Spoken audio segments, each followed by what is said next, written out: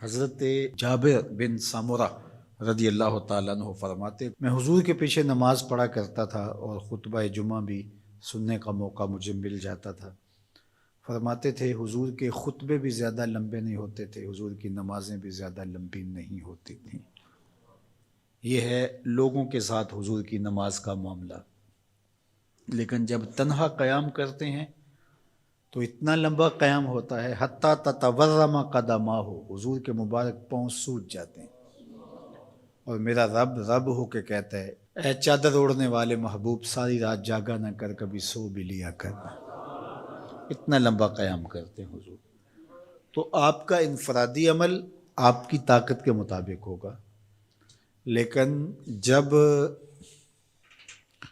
آپ لوگوں کو ساتھ لے کے چل رہے ہوں گے تو آپ پھر اس حساب سے چلیں گے، تو اس وقت آپ اپنی رفتار، اپنی طاقت نہیں دیکھیں گے۔ مشکل نہ کھڑی کی جائے، میں چل سکتا ہوں، 1 گھنٹے کا قیام کر سکتا ہوں، تو میں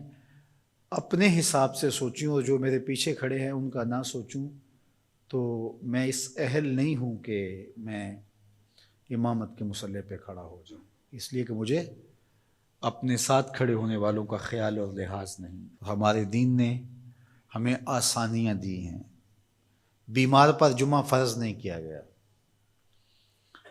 بیمار جماعت میں نہیں آ سکتا تو گھر پڑھ سکتا ہے، مسافر پہ جمعہ فرض نہیں کیا گیا، ظہر پڑھ لے گا، پڑھنا چاہے تو اچھی بات ہے۔ مسافر پر نماز عادی کر دی گئی ہے، نماز قصر ہے اس کے لیے، روزے میں اسے چھوٹ دے دی گئی ہے کہ وہ روزہ ترک کرنا چاہے تو کر سکتا ہے، رکھنا چاہے تو رکھ سکتا ہے، وہ اپنے سفر کا حساب لگا لے، اس کی صحبت کتنی ہے۔ اسی طرح اور بہت ساری چیزیں ہیں شریعت اسلامیہ میں جس پر ہمیں چھوٹ دی گئی ہے، ہمیں سہولت دی گئی ہے۔ ہماری وہ چیزیں جو ہمارے اختیار میں نہیں ہوتی، ہمیں ان پہ پکڑ نہیں کی گئی۔ ان اللہ تجاوز عن امتی الخطا والنسیان وما استکرہوا، اللہ نے اس امت پر 3 چیزیں معاف کر دیں: غلطی لگ جائے، بھول جائیں،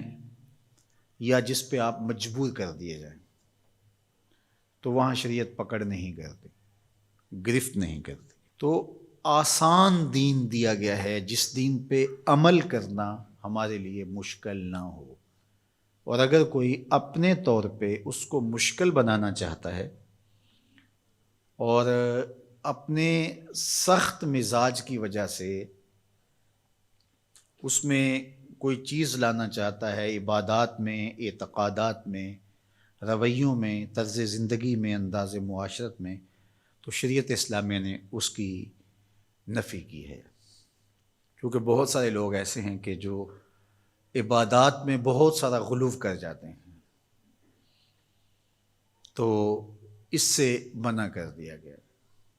یہاں غلو یہاں تک ہوتا ہے کہ وہ رہبانیت تک پہنچ جاتے ہیں، تو اس سے روک دیا گیا، اس سے منع کر دیا گیا۔ تو نہ کمی کی جائے اور نہ ہی زیادتی کی جائے، تفریط سے بھی روکا گیا ہے اور غلو سے بھی منع کیا گیا ہے۔ افراط و تفریط کی بجائے جو درست اور صائب اور معتدل راستہ ہے اس کو اختیار کرنے کی تلقین کی گئی ہے۔